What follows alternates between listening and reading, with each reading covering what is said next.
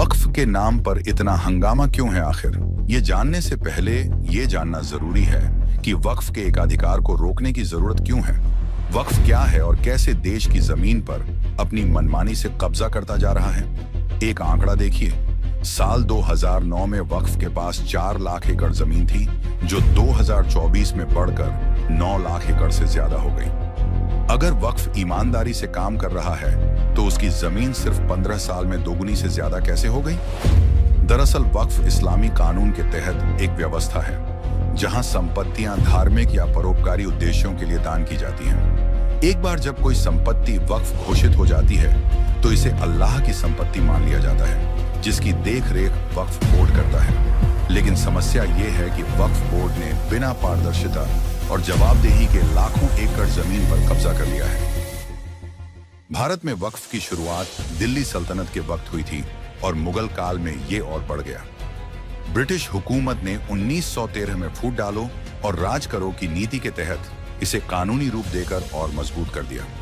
आजादी के बाद 1954, 1995 और 2013 के संशोधनों के माध्यम से कांग्रेस की सरकारों ने मुस्लिम तुष्टिकरण के लिए वक्फ बोर्ड को असीमित अधिकार दे दिए।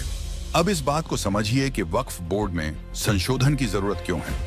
वर्तमान में वक्फ के पास 9.4 लाख एकड़ से ज्यादा जमीन है, जिसकी कीमत 1.2 लाख करोड़ से अधिक है। 2009 में वक्फ के पास 4 लाख एकड़ जमीन थी, जो 2024 में है 9 लाख एकड़ हो गई। रेलवे और सेना के बाद वक्फ बोर्ड के पास सबसे ज्यादा जमीन है। वक्फ बोर्ड 8.7 लाख से ज्यादा संपत्तियों को नियंत्रित करता है। भ्रष्टाचार और बेईमानी से वक्फ संपत्तियों का दुरुपयोग हो रहा है। वक्फ बोर्ड मनमाने ढंग से किसी भी जमीन को अपना घोषित कर सकता है।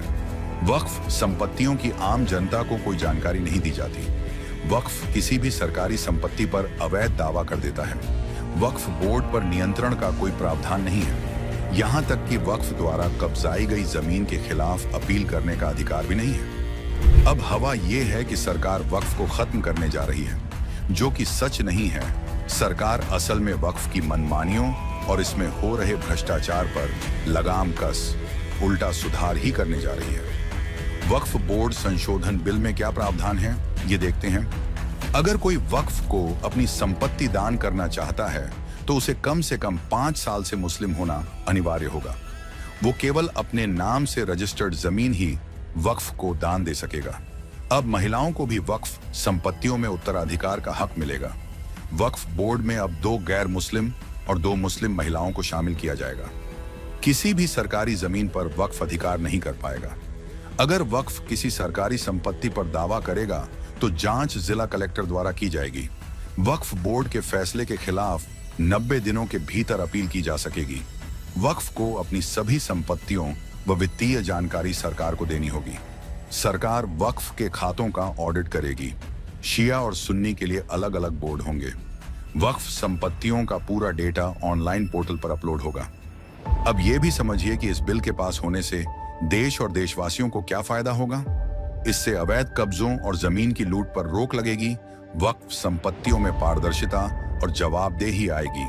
महिलाओं को संपत्ति में अधिकार मिलेगा। सरकारी जमीनों के गलत दावों पर रोक लगेगी। ऑडिट और रिकॉर्ड की वजह से भ्रष्टाचार पर लगाम लगेगी।